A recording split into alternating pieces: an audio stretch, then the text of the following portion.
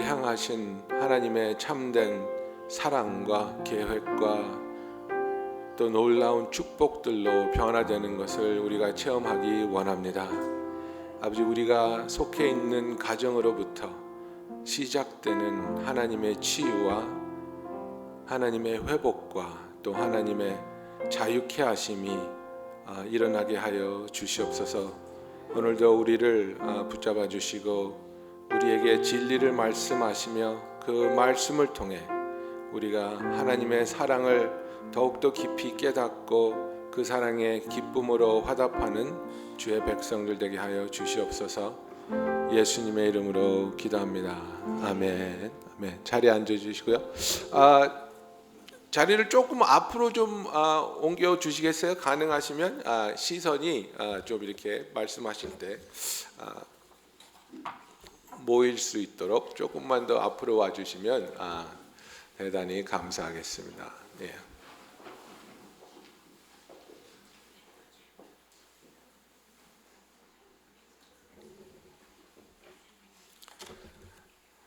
예, 사랑과 행복의 초대 그 가정사역 세미나에 오신 여러분을 환영합니다.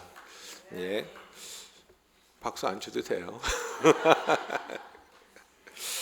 그래서 오늘부터 오늘 그리고 내일 저녁 그리고 또 주일 오후 이렇게 세 번에 걸쳐서 세미나를 해주시고 또 토요일 오전에는 또 그 부모 교육 시간 중에 있는 공개 강좌를 해주십니다. 그래서 다 같이 참여해 주시고 은혜 받으시기를 바랍니다. 예, 그래서 우리 양은순 박사님을 소개해드리겠는데요. 현재 미국 캘리포니아주 코로나에 위치한 힐스 유니버시티의 총장으로 계시고요.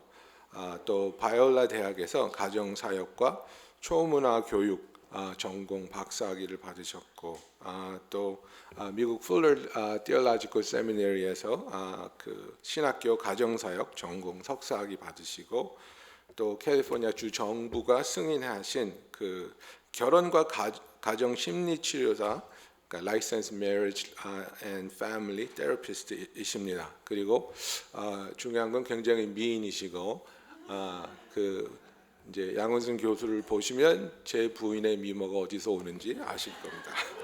네, 우리 양은순 박사님 나와주시기 바랍니다.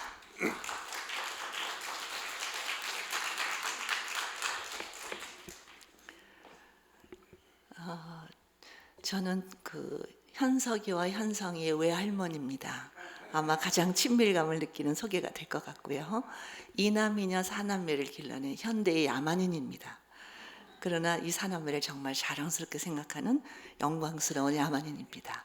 지금 손주가 6인데 그중에 우리 제다의 제레미가 그러니까 연령으로는 2번째. 그러나 우리 해나 사모님이 셋째 딸이기 때문에 그러니까 딸 중에는 둘째지만 자녀 순으로 보면 셋째예요. 그래서 손주가 현재 6입니다. 제가 개인적으로는 우리 사위고 또 딸이고 그렇지만 그리스도 안에서 정말 사랑하고 존경하고 아끼는 그런 목사님과 사모님이어서 이 두 분이 가슴으로 뜨겁게 사랑하는 여러분들과 이렇게 얼굴과 얼굴을 마주대하고 하나님 말씀을 중심으로 이렇게 교제를 할 수 있게 된 것을 너무나 영광스럽게 생각합니다. 오늘부터 여러분들을 사랑과 행복으로 초대할 텐데요. 저의 초대가 아니라 하나님의 초대입니다. 오늘 여러분 가운데 결혼했다 하시는 분을 한번 손 들어보세요. 나는 결혼했습니다. 네, 거의 다 결혼하신 것 같아요. 나는 앞으로 결혼할 것이다. 네. 청년들이 많다 그랬는데 결혼하실 분들이 좀 오셨나 이렇게 해서 한번 여쭤봤습니다. 우리 결혼하신 분들 그 결혼에 대한 이야기를 하기 전에 제가 전 세계를 다니면서 이 결혼과 가정에 대한 부흥회를 인도하고 있어요. 그럴 때마다 제가 그 언어를 초월하고 문화를 초월해서 가르치는 한국말이 있습니다. 현재 미국에서도 제가 가족 치료를 영어로 강의를 할 때가 있는데 제가 강의를 하고 나면 한 달 뒤에 가보면 제 강의 내용은 다 잊어버리고 꼭 기억하는 한 가지가 있는데 이게 한국말이에요. 우리말이 얼마나 아름다운지 소리글이기 때문에 뜻글이 아니라 기억하기가 참 쉽습니다. 그래서 여러분과 함께 잠깐 이렇게 운동 좀 하고 그리고 말씀을 전할까 합니다. 아주 아기들이 했던 도리도리 짝짝 한번 해보시겠습니다. 자, 도리도리 짝짝, 잼잼 짝짝, 곤지곤지 짝짝. 다시 한번 이어서 시작. 도리도리 짝짝, 잼잼 짝짝, 곤지곤지 짝짝. 1단계 패스하셨어요. 자, 2단계는 도리짝, 잼짝, 곤지짝. 자, 2단계만 한번 해볼까요? 시작. 도리짝, 잼짝, 곤지짝. 1단계, 2단계를 연이어서 하겠습니다. 시작. 도리도리 짝짝, 잼잼 짝짝, 곤지곤지 짝짝, 도리짝, 잼짝, 곤지짝. 2단계까지 하셨으니까 이제 마지막 3단계. 도리, 잼, 곤지, 짝. 자, 3단계만 연습해보죠. 시작. 도리, 잼, 곤지, 짝. 그럼 1단계부터 2단계, 3단계까지 이어서 시작. 도리, 짝짝, 잼잼, 짝짝, 곤지, 짝짝, 도리, 짝, 잼, 짝, 곤지, 짝, 도리, 잼, 곤지, 짝. 네. 마지막으로 짝으로 끝났으면 다 맞으신 거예요. 자, 우리 3단계까지 패스하셨는데, 우리나라 조상들이 참 지혜로우신 분이었어요. 이 도리도리 잼잼 짝짝이 그냥 하나의 게임처럼 이렇게 손동작이 아니고 우리 브레인 에듀케이션, 이 두뇌를 움직이는 움직임입니다.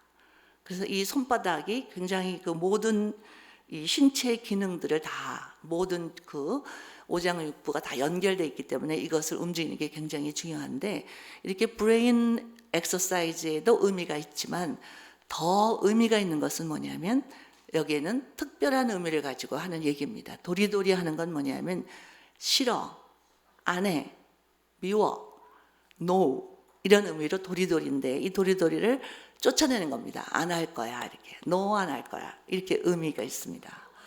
그 다음에 잼잼은 뭐냐면 욕심 부리는 거죠. 다 내 거야, 나만 가질 거야, 네 마음도 내 거야, 막 이렇게 뭐든지 통제하고 욕심 부리는 것을 안 할 거야 하고 내보내는 겁니다.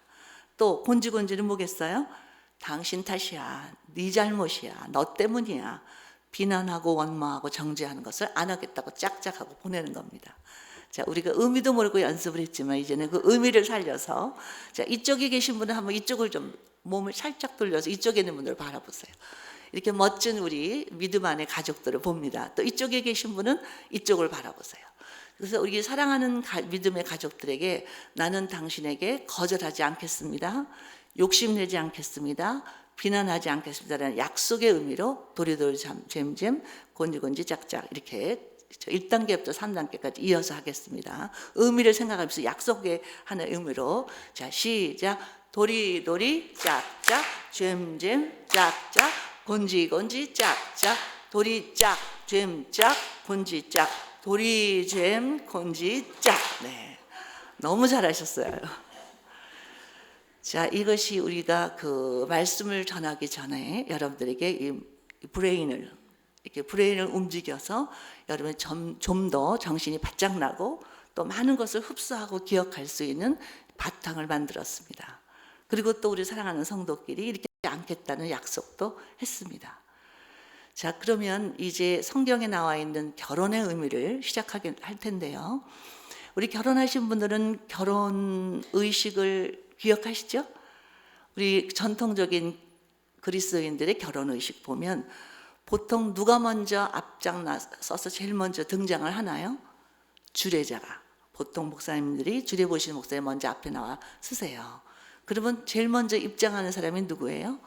신랑이 혼자 씩씩한 걸음으로 입장을 합니다. 자, 그러고 나면 누가 입장을 하죠? 신부가. 신부는 어떻게 입장을 해요?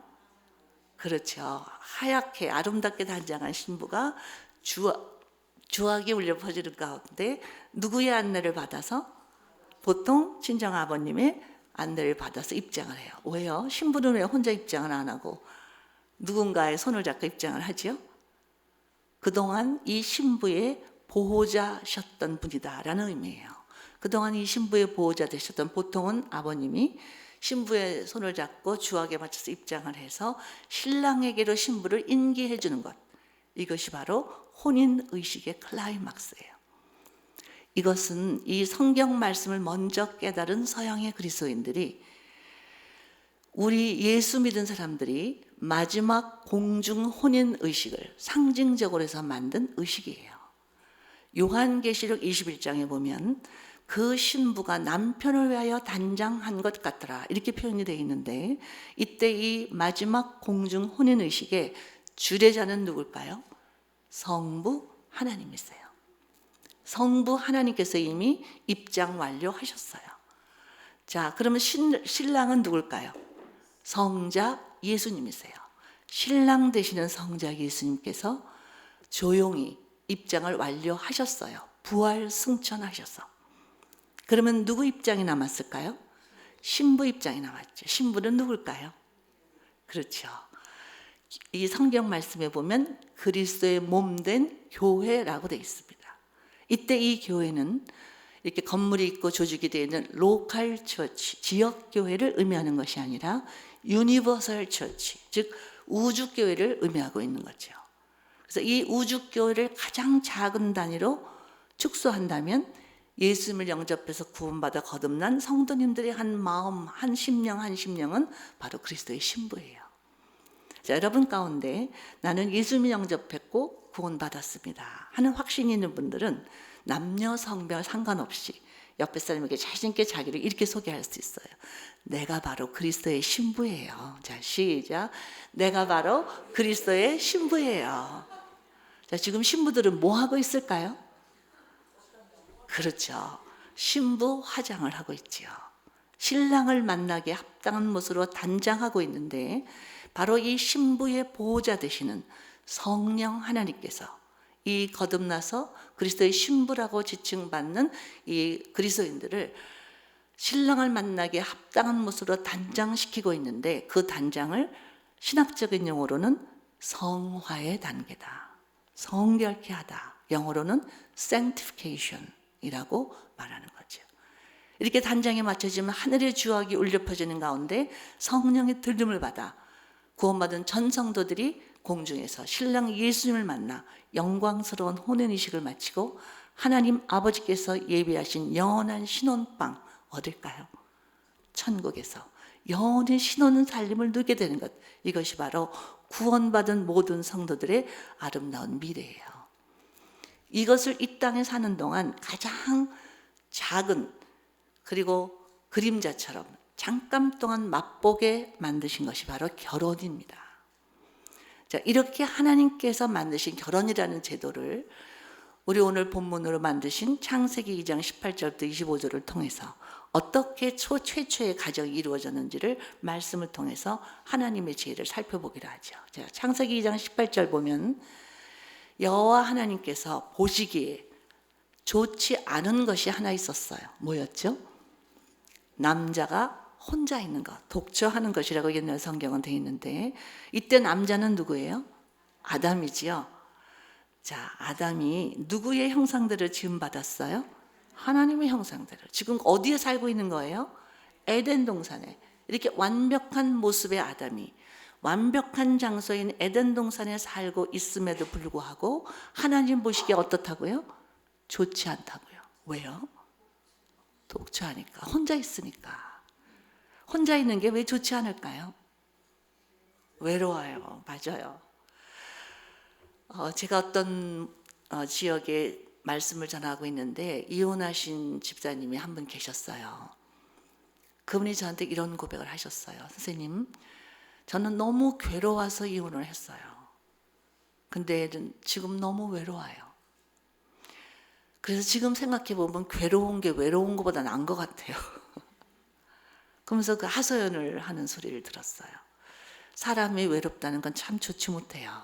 얼마나 좋지 않으냐 하면, 죄인들만 모아놓은 감방에서도 가장 그 심한 형벌이 뭐예요? 독방이잖아요.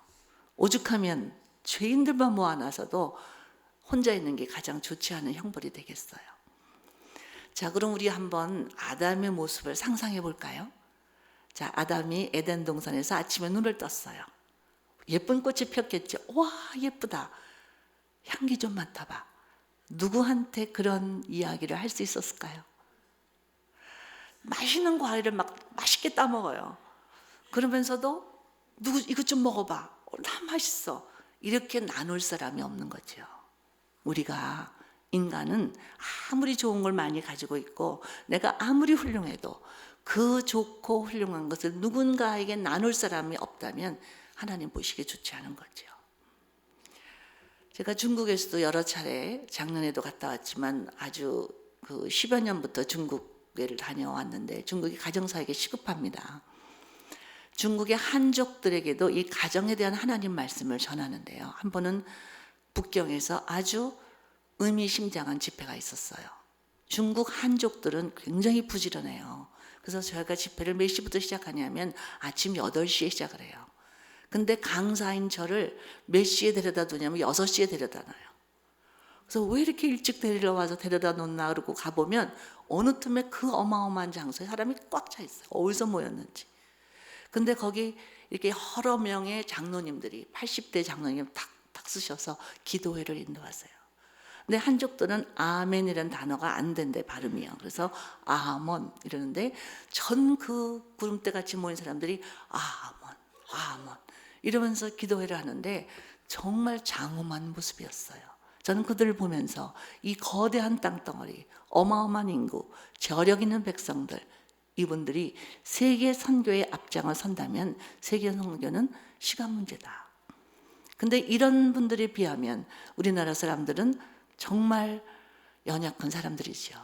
땅덩어리도 조그맣고 거기다가 약점 많은 백성들, 거기다 분단된 조국 이렇게 연약한 우리들에게 하나님은 복음을 먼저 맡겨주셨고 그들에게 이 영광스러운 복음을 전할 수 있는 기회를 주셨다는 것이 너무나 감격스러웠어요. 하나님의 뜻과 섭리가 어디 있을까라는 생각을 하게 됐는데 그 하나님의 뜻을 어찌다 헤아릴 수 있겠어요. 근데 그분들을 보면서 저는 이런 생각을 했어요. 한족들은 굉장히 신중한 분들이에요. 그래서 뭐 아무리 좋은 게 생겨도 선뜻 남한테 그 노출을 안 해요. 제 책이 중국어로도 번역이 됐는데 굉장히 귀해요, 책이. 그러면 제가 한 몇 권밖에는 가져갈 수가 없어요. 그러면 그것을 전달받은 사람은 이렇게 돌려 읽어야 되죠. 빨리빨리 읽고. 근데 얼른 감춰버려요. 누가 볼까 봐. 그래서 제가 나눠 읽으실 거죠? 했더니 안 된대요. 그래서 제가 의아한 얼굴로 쳐다보니까 한 권밖에 없는 소중한 거기 때문에 내가 잘 간직을 해야 된다. 그러고 싹 감춰버려요. 그런데 거기에 비하면 우리 한국 사람들은 참 정이 많죠? 조금만 좋은 게 있으면 어때요? 여기 가서 이것 좀 먹어봐, 이것 좀 써봐, 뭐 여기 좀 가보자, 뭐 이것 좀 해봐. 이렇게 누군가에게 나누어 주기를 좋아하는 정 많은 백성들. 그래서 하나님께서는 한국 사람들에게 이 복음을 먼저 나누어 주라고 맡겨주신 게 아닐까 하는 생각도 해봤어요.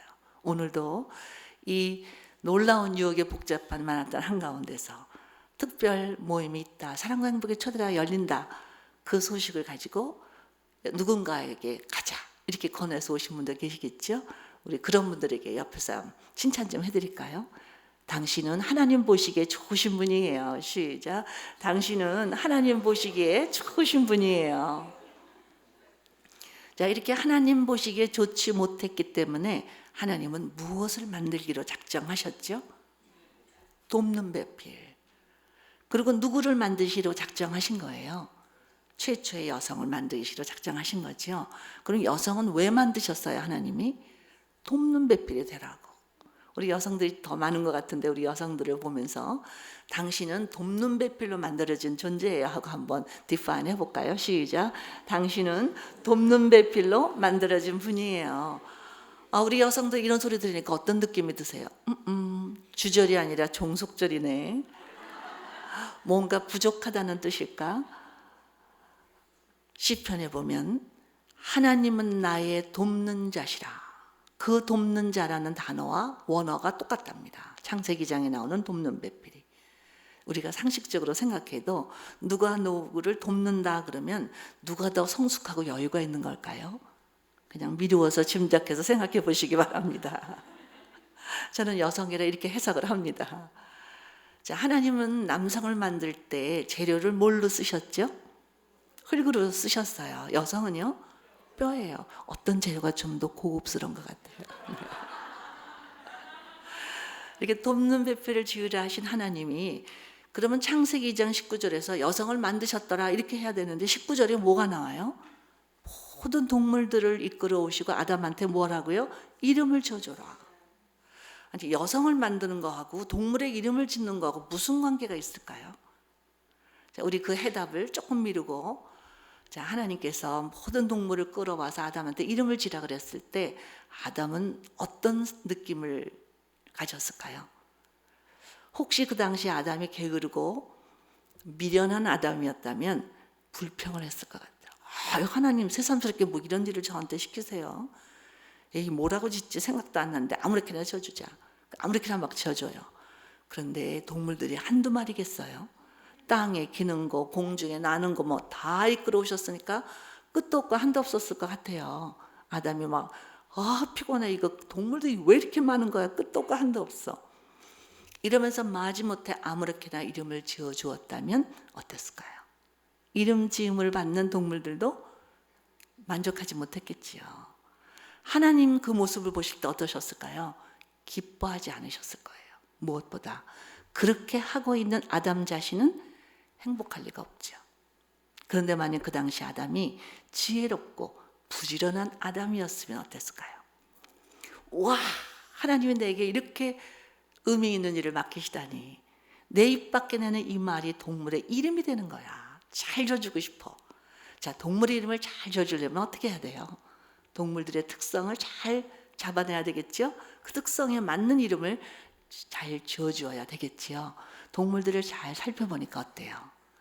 크기도 다 다르고 모양도 다 다르고 움직임도 다 다르고 어떤 때는 너무너무 신기해서 막 감탄도 했다가 어떤 때는 너무 사랑스러워서 막 하고도 해줬다가 어떤 때는 막 함께 막 달리기도 했다가 깔깔거리고 웃기도 했다가 아마 아담은 그렇게 자세히 살펴보면서 너무너무 재밌게 그 일을 최선 다해서 해줬을 거예요. 그렇다면 이름 지음을 받는 동물들도 만족했겠죠? 그런 모습을 보신 하나님께서는 기뻐하셨을 거예요. 무엇보다 그렇게 하고 있는 아담 자신은 행복하겠지요. 여러분 어떠세요? 하나님께 이 땅에서 우리가 사는 동안 할 일을 맡겨주시죠. 사회에서, 직장에서, 교회에서, 가정에서 그 일을 하실 때 어떻게, 어떤 자세로, 어떤 느낌을 가지고 그 일을 하세요? 이 교회도 많은 할 일이 있잖아요. 그런데 우리 해나 사모가 늘 절 보면 어느 분은 어떤 봉사를 잘하시고 어떤 분은 뭘 잘하시고 얼마나 기도하시고 뭐 자랑이 끝이 없어요. 그런데 그 모습을 와서 보니까 아주 기쁨이 충만하는 것 같아요. 제가 오늘 좀 일찍 와서 자연스럽게 한번 둘러봤는데 일찍 와서 준비하시는 분들의 모습이 아주 행복해 보였어요. 자, 심호흡 크게 하시면서 그리고 옆에 사람에게 당신이야말로 행복한 분이에요. 시작. 당신이야말로 행복한 분이에요. 자, 이제 이름에 대해서 한번 생각해 볼까요? 동물들의 이름은 누가 지어주었어요? 아담이. 우리 모두에게도 이름이 있어요. 여러분도 이름이 있죠? 누가 지어주셨어요? 네, 보통 부모님께서 지어주셨죠? 그 이름 만족하세요? 제 이름은 저희 할아버님이 지어주셨어요. 저희 할아버님은 아드님이 넷이었기 때문에 그 아드님들이 낳은 딸들이 소녀딸이 참 많아요. 그 중에 저희 아버님이 맞이고 제가 또 맞이에요. 그래서 저희 할아버님은 소녀딸 이름을 다 은자 돌림으로 지어주셨어요. 그래서 저희 여동생들, 사촌 여동생들 이름을 보면 은주, 은영이, 은종이 뭐 다 이렇게 은자 돌리면 예쁜 이름들을 다 지어주셨는데 제가 제일 먼저 선택할 수 있는 특권이 있었잖아요. 근데 제 이름이 제일 촌스러운 것 같아요. 은순이. 그래서 제가 불평을 했어요. 할아버지, 제가 제일 먼저 선택할 수 있었는데 내 이름이 제일 촌스러운 것 같아. 그런데 제가 예수님을 영접하고 구원받은 것이 대학교 3학년 때였어요. 막상 주님을 영접하고 거듭나고 보니까 그 당시엔 제가 제일 큰 소녀딸인데도 그 아래 남자 동생이 항상 장손하고 아들만 위에 계셨거든요. 저는 여성으로 태어나는 게 굉장히 유감스러운 일인 줄 알았어요. 근데 제가 거듭나서 발견한 것은 얼마나 이것이 가장 최고의 것을 하나님이 제게 가장 아름다운 작품으로 만드셨다는 사실을 깨닫고 이 은순이라는 이름까지도 놀라운 의미를 찾게 됐죠. 재해석하는 시간을 갖게 됐어요. 은은 무슨 뜻이에요? 은혜라는 뜻이죠. 순은 원래 제 한자는 순할 순이에요. 근데 저는 재해석하기를 순종할 순이라고 바꿨어요. 그러니까 은혜롭게 순종하는 하나님의 어린 양. 와, 예수님 닮았죠. 그러니까 제 이름이 너무 좋아지더라고요. 그래서 누군가 제 이름을 불러주면 아주 기분이 좋아져요. 자, 지금까지 내 이름을 어떤 이미지를 가지고 들었든 만족했든 기뻐했든 상관없이 이제 여러분들에게 과제입니다. 자신의 이름을 가장 큰 의미, 가장 좋은 의미, 가장 마음에 드는 의미로 재해석을 하세요. 저는 이남이녀인데 딸들 아들들인데 딸은 은혜, 아들은 진리. 그래서 은연, 진연, 해연, 리연. 그래서 저희 집 가호는 은혜와 진리가 충만하더라. 저희 부부가 충만이 되는 거죠. 이제 우리 아이들이 그래서 은혜, 진리, 현, 그럼 우리 애들은 어릴 때 다 한꺼번에 모였어요. 똘똘 뭉쳐서 아주 정말 즐거운 어린 시절을 보냈는데 우리 막내가 이제 학교를 들어갔는데 이 아이가 제일 친한 친구가 생겼어요. 이름이 뭐냐면 할렐루예요. 최할렐루. 최 목사님의 아드님이에요. 그래서 우리 아들하고 둘 다 목사 아들끼리 친구, 아주 친한 친구가 된 거죠. 근데 우리 아들이 그 할렐루야라는 친구를 그렇게 일방적으로 감싸요. 그래서 제가 야, 나 왜 친구를 이렇게 일방적으로 감싸고 그래? 그랬더니 얘가 뭐라는 줄 아세요? 엄마, 얘는 학교에서 선생님한테 칭찬만 받아야 돼요. 선생님이 좀 역적이 나셔갖고 할렐루야 그러고 소리 지르면 듣기 싫단 말이에요. 그래서 가정에서도 이 아드님 이름을 부르면서 화내지 못할 것 같다는 생각이 들어요. 전 좋은 이름이죠. 우리 예수 믿는 사람들, 그 이름들은 영광스러운 이름이에요. 우리가 구원받는 순간 그 이름은 어디에 영원히 기록이 될까요? 하늘나라 생명책이에요. 그럼 여러분의 이름을 얼마나 영광스러운 이름인지를 한번 생각해 보세요. 여러분 가정에서 자녀들 이름을 불러줄 때 어떻게 불러야 할까요? 정말 영광스럽게 불러주셔야 된다고요. 옆에 사람에게 연습 좀 해볼까요? 당신은 영광스러운 이름을 가지신 분이에요. 시작. 당신은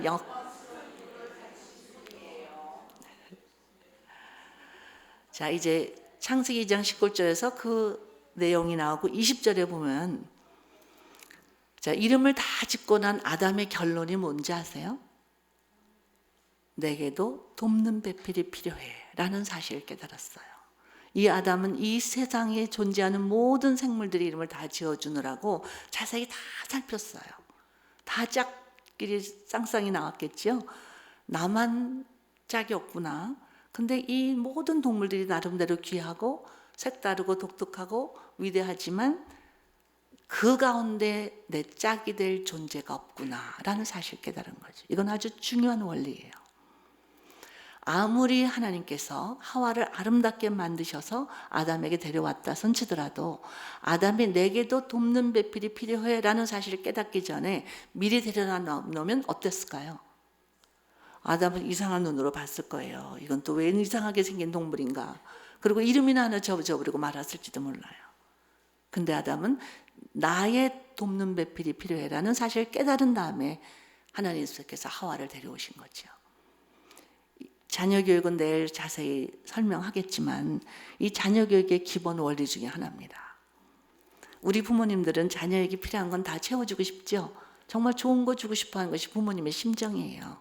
그런데 아무리 부모가 좋은 것이라고 생각하고 자녀한테 줘도 자녀가 이거 내게 필요해라는 사실을 깨닫기 전에 그것이 얼마나 좋은지 몰라요. 고마워할지도 모르고 귀히 여길 줄 모르죠. 저는 어릴 때 아이들을 보면서 그 사실을 실감 있게 깨닫게 됐어요. 저희가 미국에 살다가 82년도에 한국에 다시 나갔었는데 그때 우리 큰아들이 이제 초등학교 4학년이었어요.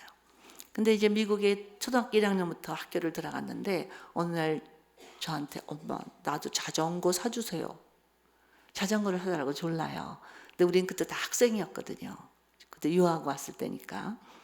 그래서 제가 핑계를 댔어요. 예, 지금 자전거 사봤자 한국 나갈 때 집만 돼. 한국 나가서 사줄게. 근데 저희가 금방 학위를 딸 수 있는 게 아니겠죠. 만 4년이나 걸렸어요. 그리고 드디어 한국에 나갔는데 나가서도 금방 사줄 수 있는 형편이 아니었어요. 또 1년 더 기다렸어요. 그러니까 우리 아들은 자전거 한 대 사기 위해서 몇 년을 기다린 거예요? 5년.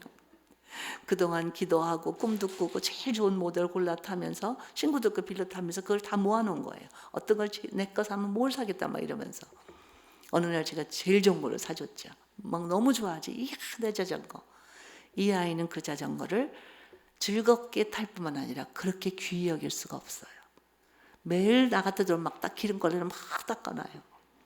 그리고 어두워지면 현관들을 들여놔요. 야 자전거를 왜 현관까지 들여놓고 그래? 엄마 이슬 맞으면 녹슨단 말이에요. 이렇게 애지중지하던 자전거였지만 중학생이 되니까 한국의 청소년들 얼마나 힘든지 아시겠어요? 아침에 6시에 학교를 등교를 하면 집에 돌아오면 10시예요. 밤 10시. 그것도 일찍 들어오는 게. 그러니까 얘가 자전거를 공휴일도 없어요. 그러니까 자전거를 탈 수 있는 기회도 조차도 없는 거지요. 할 수 없이 동생한테 물려줬어요.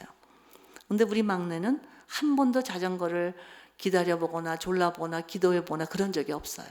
근데 어느 날 갑자기 형이 타던 좋은 아직도 새 자전거처럼 반짝반짝하는 좋은 자전거를 물려받으니까 좋아는 하지요. 그런데 귀히 여길 줄 몰라요. 뭐 현관에 들여놓기는 그냥 딱 생전 닦지도 않아요. 그러다 어느 날 나갔다 들어오더니 엄마 자전거 잃어버렸어요. 얼마 안 돼서 잃어버리고 말았어요.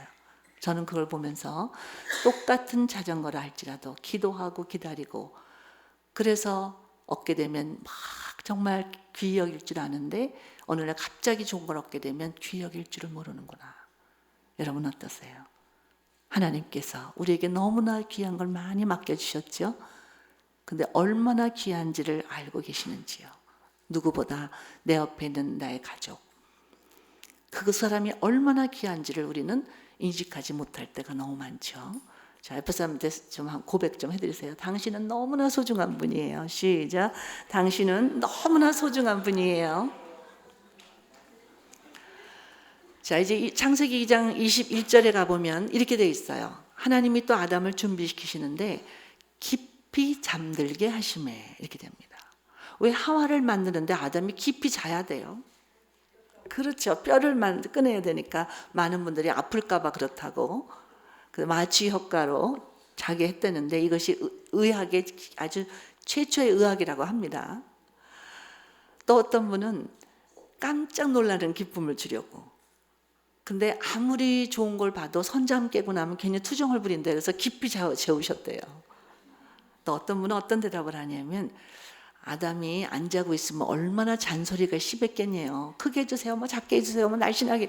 너무 주문이 많아서 귀찮을까 봐 그냥 재워버리셨대요. 또 어떤 분은 하나님께서 이 하와를 만드는 걸 가만히 지켜보고 있다가 아하 이렇게 만들면 되겠구나 하고 모조품을 또 만들고 또 말고 그러면 안 된대요. 그래서 재워버리셨대요. 어떤 대답이 제일 마음에 드세요? 저는 이런 결론을 내렸어요. 하와는 아담이 존재하는 가운데 만들어졌지만 전적인 하나님만의 아이디어로 하나님만의 솜씨로 하나님만의 작품으로 만들어진 존재였다는 거죠. 아담은 물론이지요. 자, 여러분이 이 시대에 이렇게 한국 사람으로 이런 외모에 이런 성격에 이렇게 남성 혹은 여성으로 이렇게 태어난 것 누구의 아이디어예요? 정말 그렇게 믿으세요? 자, 다시 한번 심호흡 크게 하시면서 자, 이번 전 세미나의 주제 구호입니다. 자, 옆에 사람 보시고 당신은 하나님의 놀라운 걸작품이에요. 시작. 당신은 하나님의 놀라운 걸작품이에요.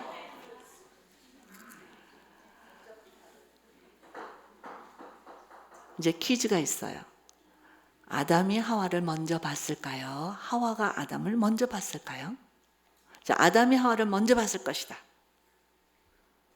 아, 네. 아주 지혜로우신 분들, 이렇게 의리가 있으신 분들이 이렇게 생각하시더라고요. 하와가 아담을 먼저 봤을 것이다. 똑똑하신 분들이에요. 네. 네, 동시에 봤을 것이다. 네. 네, 아주 공정하신 분들이에요. 저는 정답을 몰라요.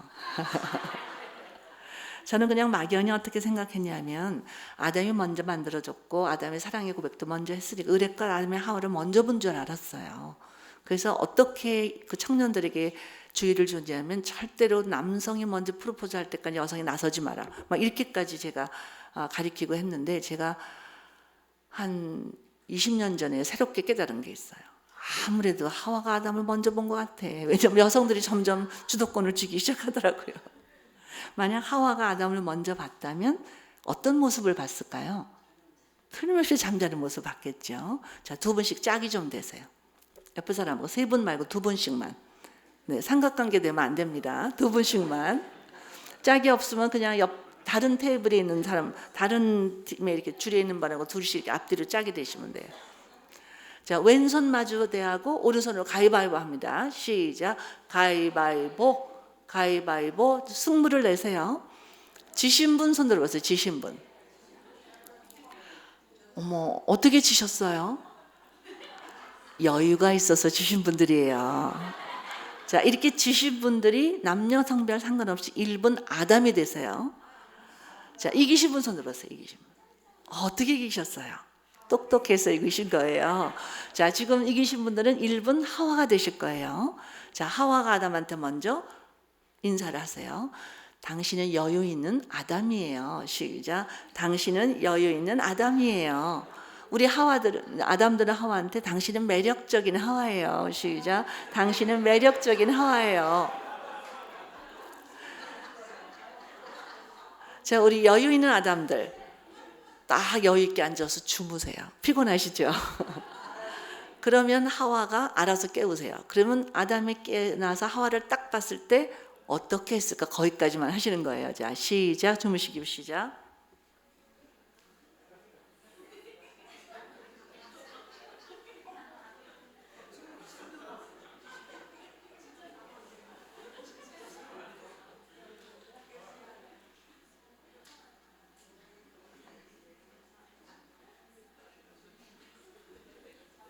벌써 다 일어나셨어요? 아유, 부지런한 아담들만 모이신 것 같아요. 제가 전 세계 다니면서 이렇게 이런 액티비티를 시키면 홍콩이나 중국 또 유럽에 가면 이 하와들이 굉장히 적극적이에요. 막 꼬집기도 하고 소리도 지르고 뽀뽀도 하고 막 헛들고 막 이러는데 어디를 가나 한국의 하와들은 참 소극적이에요. 가만히 그냥 처분만 바라고 있어요. 그래도 아담들은 다 알아서 깨더라고요. 자, 눈을 딱 뜬 아담이 하와를 봤을 때 어땠을까요? 아, 네. 정말 또 새로운 멋진 대답을 얻었는데요. 제가 한번 그 선교사 자녀들에게만 강의를 하게 됐어요. 초등학교 연령부터 대학생까지 다 모여서 각 지역에서 모인 선교사 자녀들에게 강의를 해야 되는데 얘들이 여행에 지쳐서 강의 들을 준비가 안 돼 있더군요. 그래서 제가 그림을 그리자. 그래서 종이를 다 나눠주고 크레파스로 그림을 그리게 했어요. 너희들이 이상적으로 생각하는 장래의 배우작감을 그려봐라. 근데 이제 큰 학생들이 열심히 그 정성껏 그려요. 근데 아직 개구장이 남학생들 4, 5, 6학년 애들은 막 장난을 치는 거예요. 그 뿔도 그리고 막 이상한 걸 그려놓고 그래요. 그래서 제가 종이에다 손을 얹어라. 그리고 하나님 꼭 이런 배우자를 주세요. 그랬더니 애들이 난리가 났어요. 안 돼! 막 그러고. 그래서 제가 발견한 건 아무리 개구장이라도 하나님의 능력은 믿고 있더라고요. 그렇게 기도하면 이루어질 거라고 겁이 나는 거죠. 그래서 다시 교회를 듣더니 막 진지해졌어요. 그래서 그림이 잘 안 그려지니까 막 쭉 긋고 이렇게 생긴 걸 말하는 거 아시죠 하나님 막 이러면서 그 장래 배우자상에 대한 그 자기의 소망은 다 있나 봐요. 그러고 나서 제가 아담 하와 얘기를 하면서 아담이 눈을 떠서 하와를 보고 첫 마디가 뭘까요? 그랬더니 정말 진지하게 초등학교 5학년 남학생이 뭐라냐면 이게 웬 떡이냐 그러는 거예요. 저는 그 의미심장한 개구장의 대답을 잊을 수가 없어요. 성경에는 뭐라고 돼 있죠? 이는 내 뼈 중에 뼈요 살 중에 살이라. 이 세상에 평생 단 한 사람에게만 해야 할 소중한 의미가 담긴 고백입니다. 저 우리 아담 하와 있었죠? 아담이 하와한테 연습 좀 해보세요. 집에 들어가 정말 아내한테만 하셔야 돼요. 당신은 내 뼈 중에 뼈요 살 중에 살이에요. 시작. 당신은 내 뼈 중에 뼈요 살 중에 살이에요. 무슨 의미일까요? 쉽게 얘기하면 넌 내 거야 이런 뜻이에요. 그런데 그것은 우악스럽고 소유욕을 나타내는, 내 마음대로 컨트롤하겠다는 그런 폭군적인 의미가 아니지요. 얼마나 아름다우면, 얼마나 소중하면, 얼마나 사랑스러우면, 얼마나 귀하면 내 뼈 중에 뼈요, 살 중에 살이요, 이렇게 고백을 했겠어요. 이 말씀은 베드로전서 3장 7절에 이렇게 나와 있어요. 남편 된 자들아, 너의 아내를 귀히 여기라. 왜요? 저는 더 연약한 그릇이요 생명의 은혜를 유업으로 함께 받을 줄 알아 귀히 여기라. 너희 기도가 막히지 아니하게 하렴이라. 베드로전서 3장 7절에 이렇게 풀어져 있어요. 자, 하나님 보시기에 남편도 연약한 그릇이에요. 근데 아내는 얼만큼 연약한 그릇이에요? 더 연약한 그릇이에요. 자, 그릇에는 두 가지 의미가 있는데요.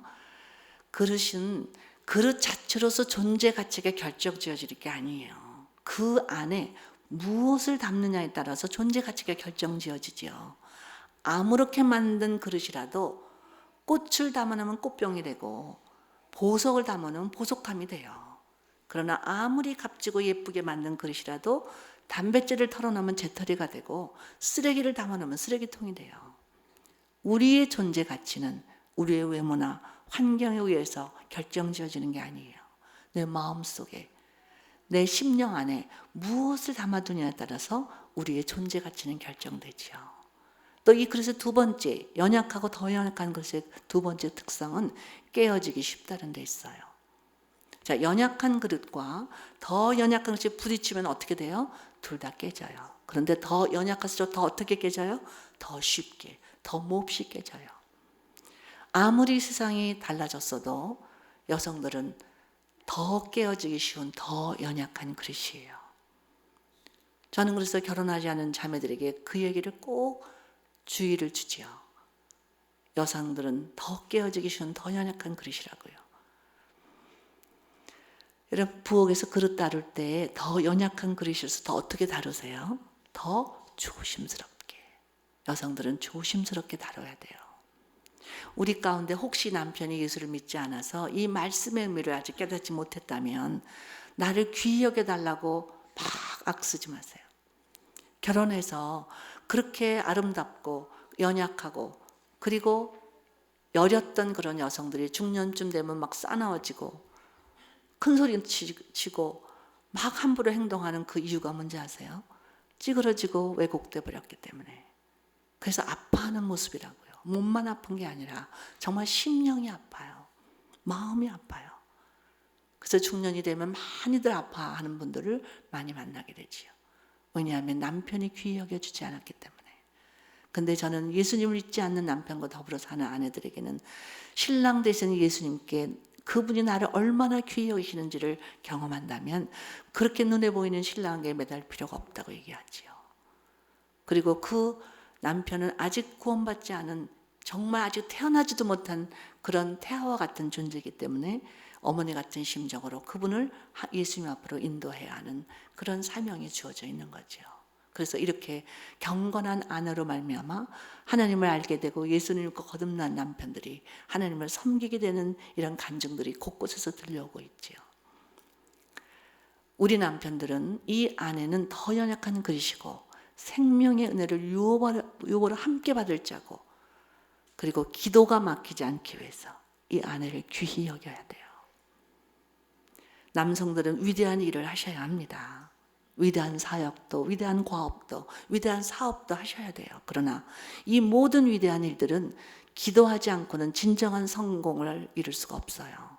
그런데 성경은 경고하기를 아내를 귀히 여기지 아니하면 기도가 막힌다고 경고하고 있잖아요. 그러나 그것을 역으로 얘기하면 이 아내를 귀히 여기는 남성들은 반드시 성공합니다. 자, 이렇게 다시 아담과 하와로 돌아가 보면 하와를 맞이하게 된 아담, 어떻게 달라졌을까요? 자, 하와가 존재하기 전에 아담은 어떻게 살았을까요? 그저 그냥 아무렇게나 먹고 아무렇게나 뛰고 아무렇게나 움직이고 혼자 있으면 막 떠먹고 그러고 살면 그만이었어요. 그러나 이제 하와가 존재하게 되니까 어떻게 됐을까요? 걸음걸이도 달라졌을 것 같아요. 왜요? 하와가 날 보고 있다. 누군가 내게 의미심장한 존재가 날 지켜보고 있다. 이 사실만 깨닫게 되면 우리의 행동과 우리의 언어와 모든 행동은 달라져요. 한 꼬마가 경건한 할머니 집에를 놀러 갔어요. 근데 할머니 벽에 이렇게 써붙였어요.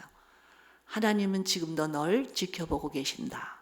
이 꼬마가 그 벽에 있는 그 문구를 읽습니다. 하나님이 지금도 날 지켜보고 있다고? 갑자기 어두워지는 거죠.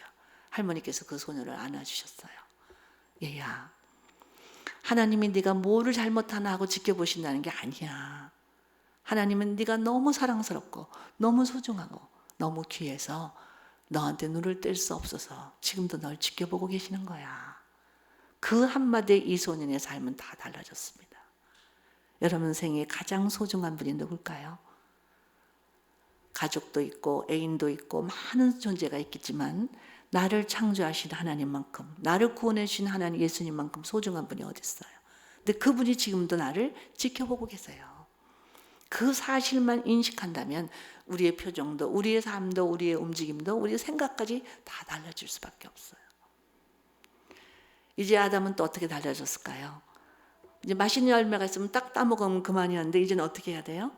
하와한테 먼저 따주고 싶죠. 그러려니까 고민도 생기고 또 수고를 해야만 돼요. 하와는 어떤 열매를 제일 좋아할까? 언제 따줄까? 뭘 먼저 따줄까? 고민이 생기는 거예요. 그러다가 아담이 에이 귀찮아. 혼자 살 때가 좋아. 이렇게 불평하는 아담은 아니었겠죠. 그래서 연구하고 고민하고 열심히 제일 잘 익은 맛있는 열매로 딱 하와한테 따주니까 하와는 어떻게 했을까요? 아 맛있어. 그리고 맛있게 먹겠죠. 그 모습을 보는 아담은 어때요? 살맛 난다 이렇게 되는 거예요. 이게 바로 부부관계예요. 내가 사랑하는 상대방을 위해서 사랑의 수고를 다 했는데 그 상대방이 그로 인해서 기뻐하는 모습을 보고 행복하고 존재 가치를 느끼는 것, 이런 의미로 하나님은 부부를 만드신 거죠. 자, 심호흡 좀 크게 해보세요. 자, 옆에서 연습 좀 해볼까? 당신 때문에 살맛이 나요. 시작. 당신 때문에 살맛이 나요. 자, 아담과 하와 두 사람은 그 이후로 행복하게 잘 살았더라 끝. 그랬으면 얼마나 좋을까요? 이렇게 기가 막히게 하나님 창조하신 아담과 하와 이 커플이 어떤 문제가 생겨요? 쫓겨나지 에덴 동산에서. 왜요? 죄 짓고. 제가 주제가 아니까 죄에 대해서는 자세히 신학적인 설명 안 하겠어요. 자, 죄를 짓고 난 아담의 첫 번째 입 밖에 낸 말이 뭔지 아세요? 그렇죠.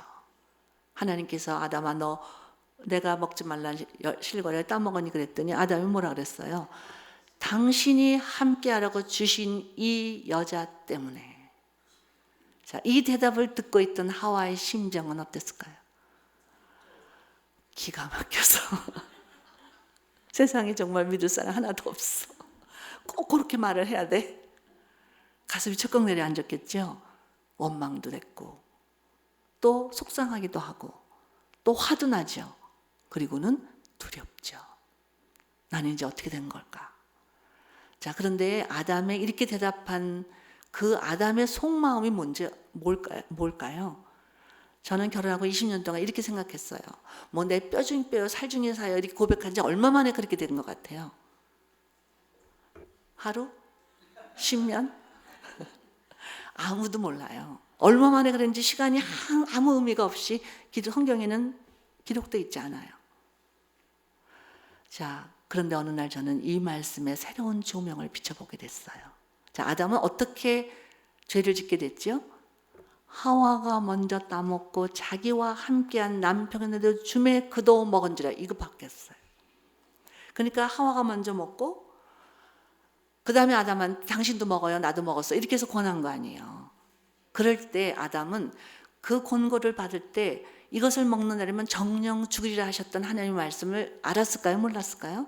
분명히 알았어요. 죄 짓기 전이에요.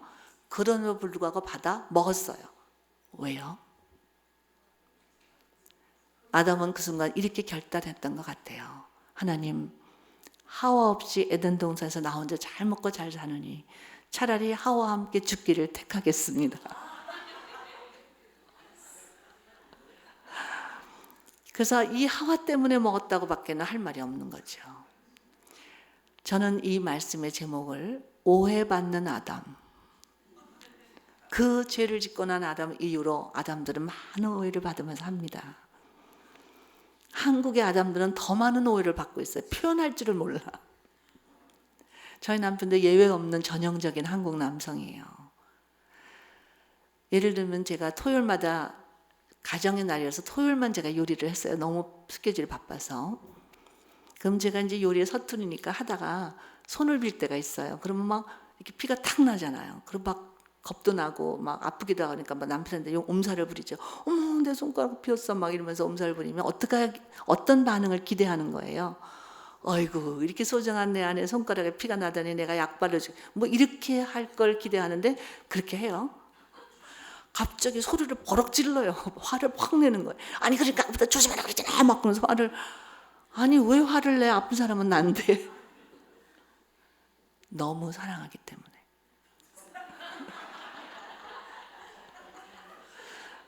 자, 이것이 표면적인 감정과 내면적인 감정이다라고 얘기합니다. 표면적인 감정은 뭐예요? 팍 화가 나는 거예요. 근데 내면적인 감정은 뭐죠? 너무 사랑한다는 거예요. 어떤 게 진짜예요? 하나님의 판결이 필요하지요. 내면적인 감정이 진짜입니다. 로마서 2장에 보면 표면적인 유대인이 아니다. 이면적인 유대인이다. 그 말은 내면적인 유대인이 진짜 유대인이란 말이죠. 그러니까 진짜는 뭐냐면 내면적인 감정이에요. 근데 이 내면적인 감정을 몰라요. 인식이 없어요. 부부끼리도 그렇게 친밀한 부부관계도 몰라요. 심지어는 자신도 모른다고요. 그러니까 이 부부들이 얼마나 오해가 많은지 몰라요. 이 부부관계만 그렇지 않아요. 부모와 자녀 관계도 오해가 많아요. 우리 아들이 고3 때문에 12시가 돼서 돌아왔거든요, 학교에서. 그러면 그때는 뭐 셀러폰도 없고 그러니까 막 걱정이 되잖아요. 막 초조하게 기다리면서 이제 따뜻한 간식을 해놓고 준비하는데 얘가 막 30분 늦으면 늦게 아주 피곤해서 막 돌아오면 제가 화가 나죠. 아니 이렇게 늦으려면 전화라도 해야지 막 이렇게 짜증을 내면 우리 아들은 가뜩이나 피곤한데 엄마 짜증내는 소리가 좋겠어요. 그냥 주무시지 왜 기다리면서 화를 냈어요. 왜 화를 내요? 너무 소중하니까. 이것이 가족관계예요. 근데 좀 성숙해서 배워서 이렇게 하면 얼마나 좋아요. 네가 내게는 너무 소중한 존재야. 늦으니까 그게 걱정이 되다 나중에는 화가 나는 거야. 좀 이렇게 풀어서 설명할 수 있는 사람이 몇이나 되겠어요. 그냥 털커덕 그냥 화를 내고 나면 또 상처받고. 그래서 로만 라이트라는 유명한 가정사역자가 이런 얘기를 했어요. 현대의 부부는 두 마리 고슴도치 같다. 두 마리 고슴도치가 서로 몸을 녹이려고 다가가다가 서로가 가진 가시에 찔렸어요. 깜짝 놀라서 고통을 느끼고 떨어졌는데 이제 더 큰 고민이 생겼어요. 다가가긴 해야 되겠는데 한 번 찔린 가시가 그 고통이 남아있어서 감히 다가가지도 못하고 이렇게 아파하고 있는 두 마리 고슴도치. 그래서 그들의 그 문제는 뭐냐면 어떻게 하면 자기가 가진 가시로 상대방을 아프지 하지 않고 서로 다가가서 사랑의 표현을 하며 서로가 소중한 것을 표현하고 서로 위로하고 서로 아끼고 추위에서 따뜻하게 해줄 수 있는 그런 비결이 필요하다는 거죠. 그래서 가정사역은 필요합니다. 자, 이제 아담과 하와로 다시 돌아가 볼까요? 둘이 죄를 짓고 쫓겨납니다. 어떤 모양으로 쫓겨날까요? 생각해보면 아담이 화가 나죠? 그러니까 하와한테 이렇게 외칠 수도 있어요. 당신 때문에 내가 이 꼴이 됐어. 여자가 나서 그냥 되는 일이 없어 그냥. 당신은 서쪽으로 가. 난 동쪽으로 갈 테니까 다시 내 앞에 나타나지도 마. 이러고 각각 헤어졌더라 그랬더라면 어떻게 됐을까요? 우리 가운데 여기 아무도 존재할 수 있는 사람 없어요. 이 두 사람은 그렇게 하지 않았어요. 성경에는 한 번도 각각 헤어졌다는 말이 없어요. 그 두 자녀가 그렇게 고통스러운 가인이 아벨을 쳐 죽이는 정말 엄청난 비극을 겪고도 아담과 하와 두 사람은 각각 헤어졌다는 말이 없다는 거죠. 이제 이 사람들이 사는 삶을 한번 보세요. 쫓겨나서 어떻게 살아요? 아담은 한 번도 해보지 못하던 농사일을 짓는 거예요. 그 이마에 땀을 흘리며. 그리고 오면 지쳐서 돌아오면 하와는 어떻게 맞이했을까요? 땀 냄새 그냥 금방 청소해놨는데 그냥 먼지락도 좀 털고 들어요. 이렇게 짜증을 냈다면 아담은 어떻게 했을까요? 이게 다 누구 때문에 이 꼴이 됐는데 이렇게 싸우면서 살았을지도 몰라요. 설사 그렇게 싸우면서 살았다 손치더라도 아담과 하와는 위대한 부부예요. 한 청년이 제게 상담을 받으러 왔어요. 나는 우리 부모님을 이해할 수가 없어요. 밤낮 싸워요. 근데 이혼도 안 하세요. 그래서 제가 청년한테 그랬어요. 두 분은 위대한 부부다. 여러분 결혼한 지 얼마나 되셨어요? 1년? 10년? 30년? 40년? 그동안 어떻게 살아오셨어요? 항상 웃으면서 항상 사랑만 하고 항상 사이좋게만 사셨어요. 그럼에도 불구하고 지금 여전히 남편이요 아내로 남아있다면 여러분이 바로 위대한 부부예요. 옆에 사람은 칭찬 좀 해주세요. 우리는 위대한 부부예요. 시작. 우리는 위대한 부부예요. 자, 그런데 이렇게 한번 생각해 보면 어떨까요? 쫓겨나는데 하와가 생각해 보면 미안하잖아요. 그죠? 그래서 아담한테 먼저 사과를 하는 거죠. 죄송해요. 제가 너무 경솔했어요. 저 때문에 당신까지 이렇게 쫓겨나게 되다니. 자, 그럼 아담은 뭐라 그래야 돼요? 아니요, 내가 미안하오. 내가 당신을 끝까지 지키지 못해서 이렇게 된 걸. 이렇게 하면서 살았더라면 어땠을까요? 그 다음에 이제 쫓겨나서 사는 삶을 아담이 이마에 땀을 흘리며 지쳐서 돌아왔을 때 하와가 쫓아나가면서 수고하셨어요. 당신 한 번도 해보지 못하던 일이잖아요. 걱정될 때마다 맛있는 요리를 했어요. 목욕물도 준비했어요. 자, 그럼 아담은 어때요? 내가 이렇게 열심히 일한 건 다 당신을 위해서요. 당신이 보고 싶어서 빨리 돌아오고 싶었다고. 이러면서 살았다면 어땠을까요? 이 세상에는 완벽한 남편도 완벽한 아내도 완벽한 가정도 없어요. 우리는 모두가 다 죄로 타락한 사람이고 이 세상 자체가 죄로 관영된 세상이에요. 우리는 비록 용서받았긴 했지만 스틸 여전히 죄인이지요. 그래서 상처를 주고받고 위기도 오고 많은 고통을 느낄 수밖에 없어요. 그러나 중요한 건 뭐냐면 우리는 어차피 쫓겨나서 사는 삶을 당분간 경험하고 있을 뿐이니까요. 여행자들이거든요. 순례자. 우리는 우리 본향을 향해서 지금 여행을 하고 있거든요. 근데 이 여행의 제일 중요한 건 뭐냐면 내 옆에 사람이 어떤 반응을 보이냐에 따라서 우리의 삶의 질이 달라집니다. 그래서 이 여행길에는 기술이 필요한 거예요. 그래서 오늘 짧은 시간이지만 기술을 가르쳐 드려야 되는데 많은 기술 중에서 이 대화가 그렇게 중요하다는 거죠. 남편 간의 대화는 중요합니다. 근데 부부는 한 몸인데 남편은 어디냐면 머리예요. 남편이 머리면 아내는 어딜까요? 제 책을 읽어보신 분 아실 텐데. 어떤 모임에 가서 제가 이렇게 질문했더니 어떤 집사님이 남편이 머리면 아내는 목이지요. 그러세요. 그래서 왜요? 그랬더니 목은 가냘프지만 머리를 마음대로 뒤흔듭니다. 그러시더라고요. 일리가 있죠. 저는 근데 목이라 그러지 않고 심장이라 그랬어요. 남편이 머리면 아내는 심장이에요. 머리도 더 중요해요. 심장이 더 중요해요. 여성들 다 심장이라 그러세요. 근데 어떤 모임에 가니까 어떤 남편이 장로님이신데 머리지요 막 그러세요. 그래서 제가 왜요? 그랬더니 심장 이식 수술은 가능합니다. 그러시는 거예요. 그분 직업이 의사예요. 어제 걱정이 돼서 남편한테 와서 이런 얘기 왔는지 못 들겠어요. 그랬더니 저희 남편도 약학을 전공했거든요. 신학하기 전에. 뇌 이식 수술도 이미 가능해졌대요. 그러나 이식된 심장, 이식된 뇌는 제 기능을 다 발휘하지 못해요. 그런데 현대 가정의 비극은 어디냐면 머리와 심장 사이에 피가 통하지 않아요. 남편과 아내 사이에 대화가 안 된단 말이에요. 이 커뮤니케이션 대화는 혈액순환과도 같대요. 이 한몸된 가정이 제 기능을 발휘하지 못하는 이유는 혈액순환이 안 돼서 그래요. 이 대화는 기술이에요. 습관이 되고 또 반복해서 기술은 훈련이 돼야만 자연스럽게 할 수 있게 되는 거죠. 그래서 대화의 기술을 훈련 받아야 합니다. 우리 사모가 이제 박사학위가 다 끝난 시점이기 때문에 제가 자주 와서 다 가르쳐 드리지 않아도 다 가르쳐 줄 수 있는 자원이 다 있어요. 프로그램도 있고 뭐 기술도 다 배웠고. 그래서 아마 이 교회는 그런 가정사학자들이 또 몇몇 일어나셔서 이 저녁에 지금 심각한 이 가정 문제 예방하고 치료해주는 아주 훌륭한 가정사학자들이 일어날 줄 믿습니다. 자, 이 기술의 그 기본적인 게 뭐냐면 대화 기술 중에 제일 중요한 건요, 듣는 기술이에요. 제가 전문 상담자를 길러내는 사람이잖아요.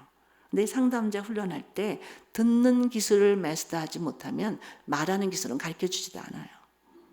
먼저 잘 들어주셔야 돼요. 여러분 미국에 오시면 영어를 먼저 배워야 미국 문화에 적응을 하죠. 이 언어는 문화를 담는 그릇이거든요. 각자마다 개별 문화가 있어요. 부부는 서로 정말 20년, 30년 이상을 전혀 다른 문화 속에서 성장하고 남녀도 다른데 만나서 서로 대화를 하려면 먼저 뭐부터 해야 돼요? 그 상대방의 언어를 배워야 돼요. 똑같이 한국말 쓰고 똑같이 영어를 해도 다 달라요, 언어가. 상대방의 독특한 언어가 있어요. 마음의 언어. 그걸 먼저 어떻게 귀를 기울여 줘야 돼요. 여러분 영어를 잘 하시려면 최소한도 3년을 들어야만 됩니다. 그래야 그 다음에 말문이 터지는 거예요. 처음엔 듣기만 하면 돼요. 그러면 나중에 말하는 저절로 나오거든요. 잘 들어주는 게 중요합니다. 근데 연애할 땐 좀 들어줬는데 그렇게 시끄러운 데서도 그 상대방 말만 들리더라고요. 근데 결혼은 단둘이 있는 데서도 상대방 말이 안 들려요. 그 남편은 집에만 오면 텔레비전 켜놓고 신문 펴들고 앉아있고 컴퓨터 앞에 앉아있어요. 아내가 뭐라 그러면 그런 건 알아서 뭐해. 그러고 대꾸도 안 하죠. 쳐다보지도 않고. 또 남편이 이렇게 아내를 부르면 아내는 옆에 오지도 않아요. 왜야? 그러고 소리만 지르고. 뭐가 집안에서도 바쁜지. 잘 들어준다는 것은 히어링이 아니라 리스닝이에요. 적극적인 경청 기술이다라고 얘기합니다. 자, 무슨 기술이요? 적극적인 경청. Active Listening Skill이라고 얘기합니다. 한번 해볼까요? 시작. Active Listening Skill. 그건 뭐냐면 지금 내가 뭘 하고 있든지 그 상대방이 나를 찾을 때 그 사람이 무슨 말을 하게 되면 그거를 다 놓고 지금 이 순간 내게 가장 소중한 사람은 당신이에요 라는 하나의 표현이거든요. 잘 들어준다는 것은. 하나님이 우리에게 귀를 기울이고 계세요. 한 복음성가 저자는 이렇게 얘기했죠. 내 작은 신음소리에도 귀를 기울이시는 응답하시는 하나님. 우리가 막 악을 쓰지 않아도 그냥 내 마음속으로 그 하나님을 향해서 하나님이라고만 불러도 하나님은 정말 귀를 기울여 주신다고요. 그래서 그 시편 기자는 이랬잖아요. 주께서 내게 귀를 기울이셨으므로 내가 저를 사랑하나이다. 사랑받는 아내, 사랑받는 남편, 사랑받는 자녀, 사랑받는 부모가 되기 원하세요? 귀를 기울여 주세요. 그리고는 이제 말하는 기술도 조금은 필요하겠죠. 저는 말하는 기술의 기본을 천국방언이라고 소개를 해놨습니다. 제 책에는 7마디를 소개했는데 시간 되는 대로 몇 마디만 소개를 하겠습니다. 따라하세요. 연습하세요. 자, 첫 번째 천국방언. 미안해요. 한번 해보세요. 시작. 미안해요. 근데 저보고 미안하실 거 없으니까 옆에 부부끼리 미안해요. 시작. 미안해요. 부부 사이에 미안하다는 말 참 하기 쉽지 않은 것 같아요. 아내들은 미안해요 그러라 그러면 뭐 자기 이만큼 잘못하고 내가 이만큼 잘못하면 내가 먼저 미안하다 그러냐고 딱 자존심을 세워요.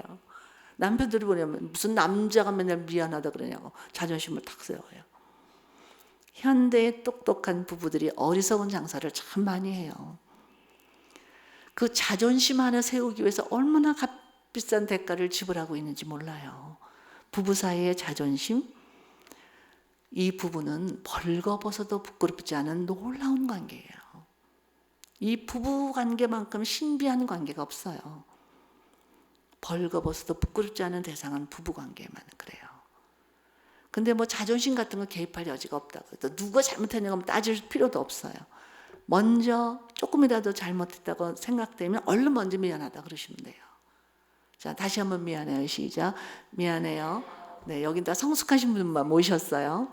근데 또 미안하다 그러면 미안하다 할 걸 왜 잘못했다 이런 분이 계시더라고요. 그래서 두 번째 천국 방언은 괜찮아요. 시작. 괜찮아요.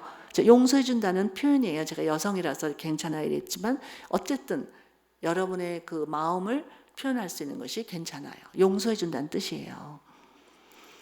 이 부부 사이에 용서가 개입되지 않으면 결단코 건강한 부부가 될 수가 없어요.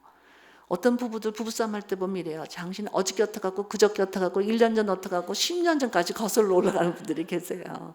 10년 동안 잘못을 한 번도 용서해 주지 않았다는 증거지요. 우리는 예수 믿고 어디 갈 수 있죠?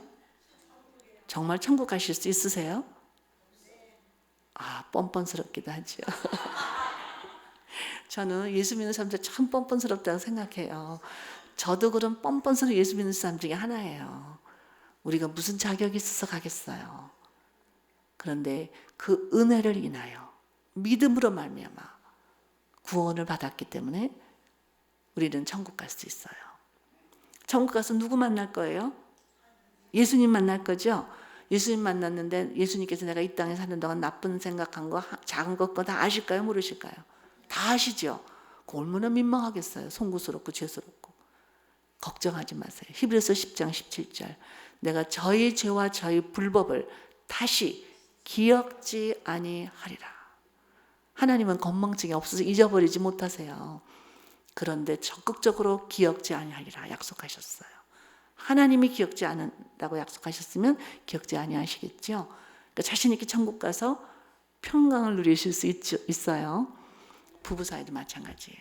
내가 그것만큼은 용서 못해. 난 그건 잊을 수 없어. 그게 아니라 더 적극적으로 기억지 아니하리라 결단하는 거죠. 자, 이런 결단을 가지고 우리 부부끼리 괜찮아요. 한번 해볼까요? 시작. 괜찮아요.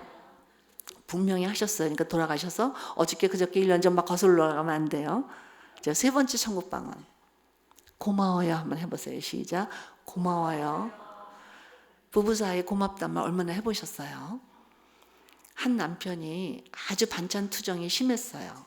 그래서 아내가 반찬 해도 이게 국이야 찌개야 간도 못 맞춰 막 이렇게 잔소리하는 남편이었는데 이 세미나 다녀와서 변화가 되신 거예요.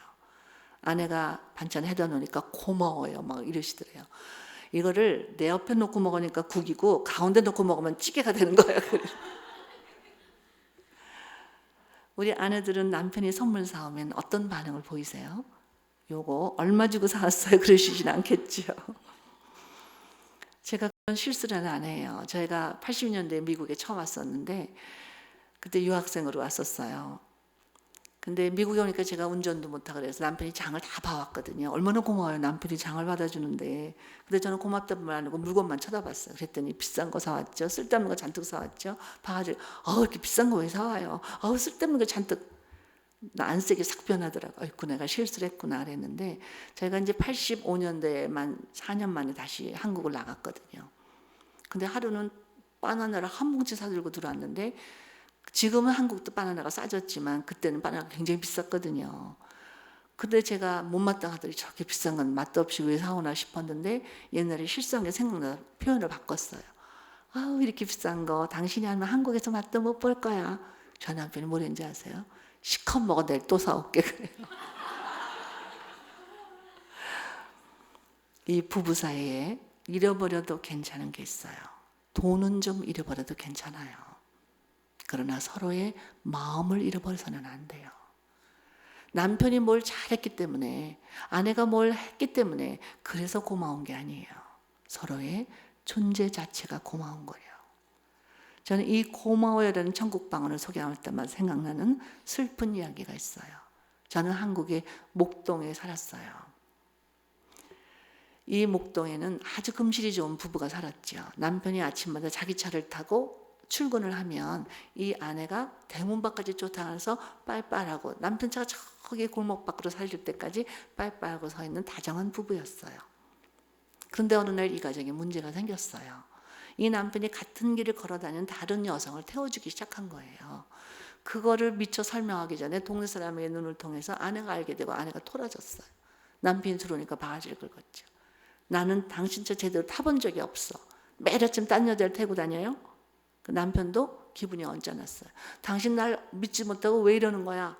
두 사람은 그 일로 심각하게 다퉜어요.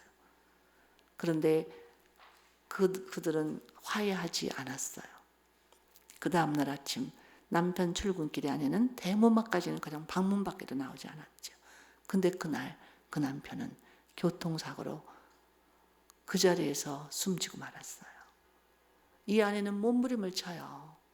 제가 갔는데 저한테 매달려서 막 하소연을 해요. 선생님, 누가 제게 이런 일이 날 줄 꿈엔들 상상이나 했겠어요. 저는 이제 어떻게 하면 좋아요? 그날 아침 남편 출근길에 제가 보통 때처럼 대문막까지만 나왔어 이렇게 가슴이 터질 것 같지는 않을 것 같아요. 저는 이제 누구한테 고마워요, 괜찮아는 말을 해볼 수 있겠어요.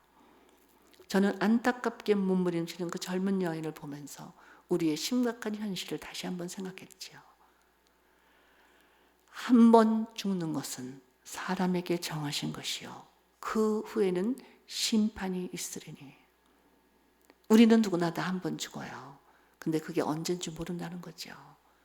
우리는 그저 다 막연하게 사랑하는 남편과 사랑하는 아내와 사랑하는 가족들이 10년이고 20년이고 몇십 년이고 함께 살 것처럼 생각하고 있다는 거예요.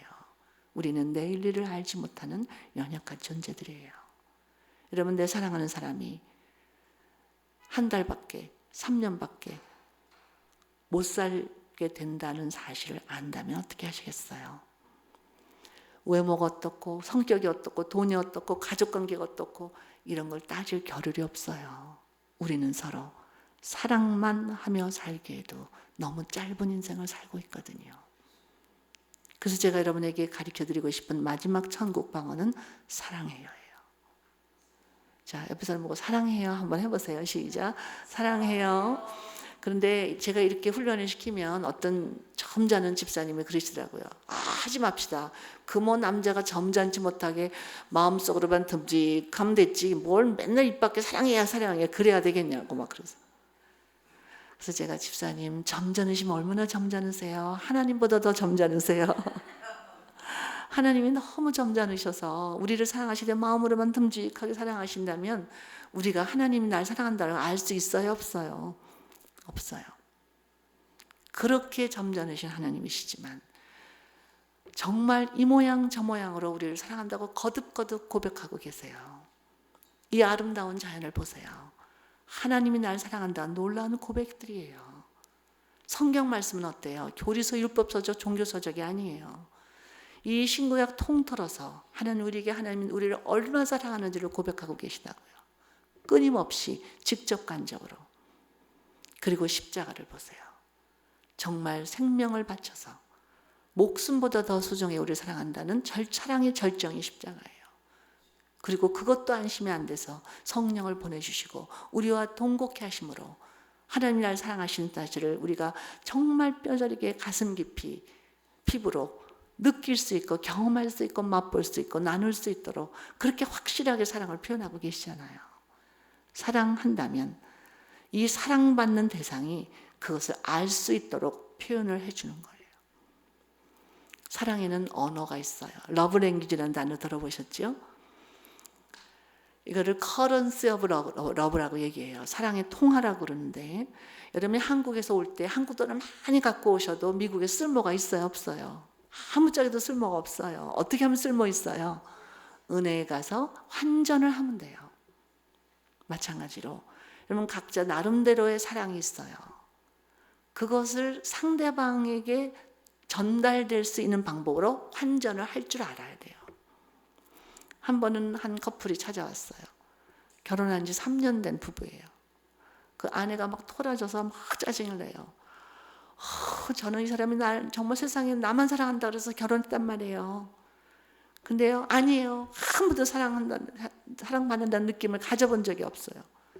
그러니까 남편이 너무 놀래갖고 이거 왜 이래? 내가 오늘 아침에 일어나서 방 청소 다 하고 요리도 다 해놓고 그랬는데 왜? 막 그래요. 이 사랑의 통화가 다른 거예요. 이 남편은 아내를 위해서 정말 열심히 봉사하고 수고하면 그게 사랑의 표현인데 이 아내가 필요한 거는 만져주고 함께 있어주고 사랑한다고 고백해주고 이게 필요한 거예요. 그러니까 이 통화가 어긋난 거죠. 근데 3년만 산 사람들은 금방 바꾸는데 한 40년 산 부부도 그래요. 나는요 지금까지 이 사람만 사랑하고 살았는데 나 한 번도 사랑받은 적이 없다 그러면 막 놀래가지고 서로 그래요. 서로 준 사람은 있는데 받은 사람이 없는 거지. 여러분이 그것을 상대방이 받을 수 있도록 요리를 하시라는 거죠. 그래서 느낄 수 있고 그리고 경험이 되고 하나님이 이렇게 자상하게 우리가 사랑한다고 표현하고 계신 것처럼 하나님이 우리를 향해서 이렇게 자상하게 표현하고 구체적으로 표현해 주시는데 당분간 짧은 시간 살고 있는 이 가족들끼리 왜 이렇게 사랑한다는 표현에 인색할 필요가 있겠어요? 다시 한번 심호흡 크게 하시고 옆에 사람을 주고 사랑해요. 기도합니다. 자, 눈 감고 기도하시는 가운데 심호흡을 크게 한번 해보세요.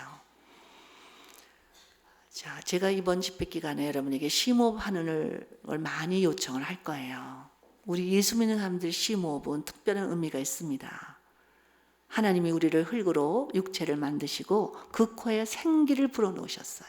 하나님의 생기가 우리 안에 들어오셨어요. 그래서 우리는 살아있는 생명이 되었습니다. 우리가 호흡을 한다는 건 바로 하나님과 내가 커넥션, 연결되어 있다는 증거예요. 예수를 믿든 하나님을 알든 모르든 상관없이 모든 살아있는 사람은 호흡을 할 수 있거든요. 그런데 우리는 호흡에 별로 관심을 못 가질 때가 많죠. 이 호흡에 한번 집중해 보세요.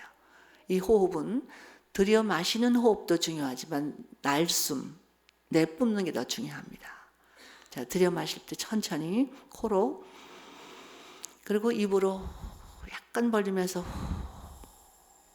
길게, 호흡이 길면 수명이 길어집니다. 길게.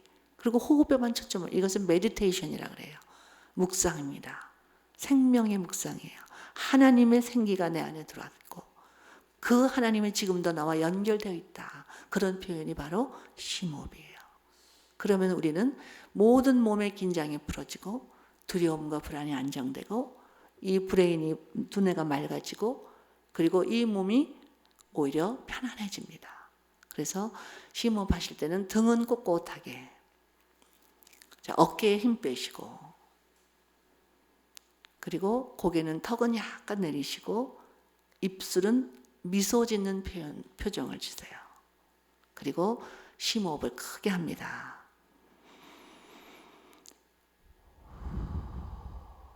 자, 어깨를 들여 마실 때는 위로 올렸다가 내뿜으면서 탕 떨어뜨리면서 이렇게 확 힘을 빼세요. 들여 마시면서 어깨를 귀로 닿듯이 올렸다가 툭 떨어뜨리세요. 한 번만 더.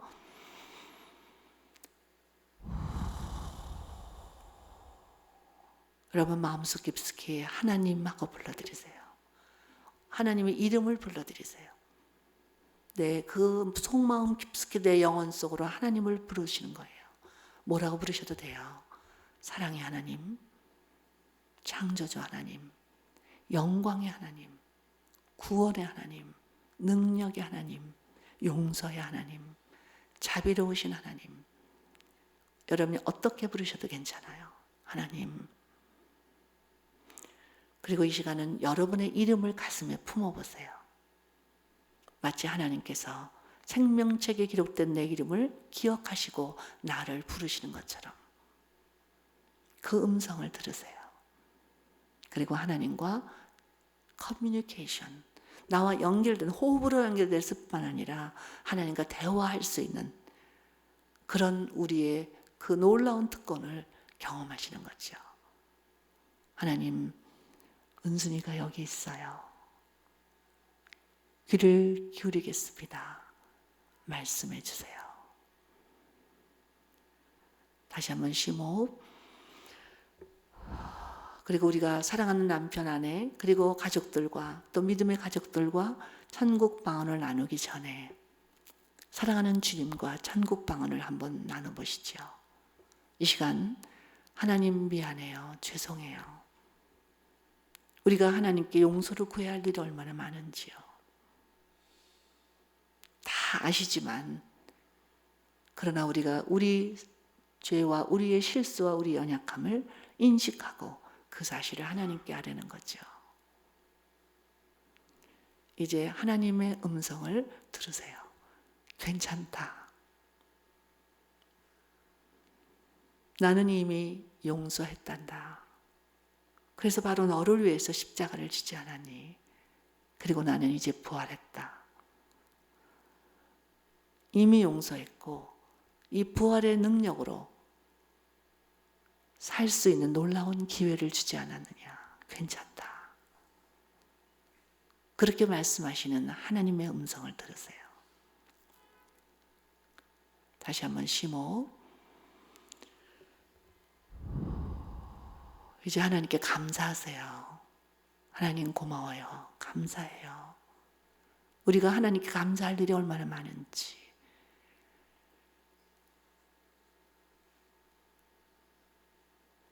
그리고 내 곁에 있는 소중한 사람 감사해요.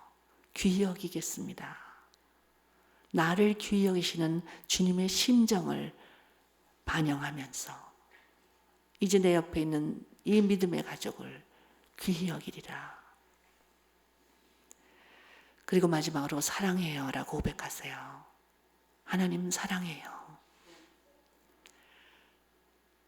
우리가 예배를 드리는 이유도, 봉사하는 이유도, 결혼하는 이유도, 자녀를 기르는 이유도, 헌신하는 이유도, 돈을 버는 이유도, 아니 지금 살아있는 이유가 바로 하나님을 사랑한다는 표현입니다.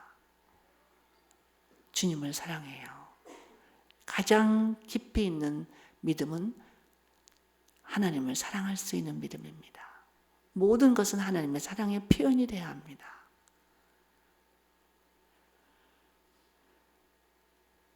사랑 많으신 하나님 감사합니다.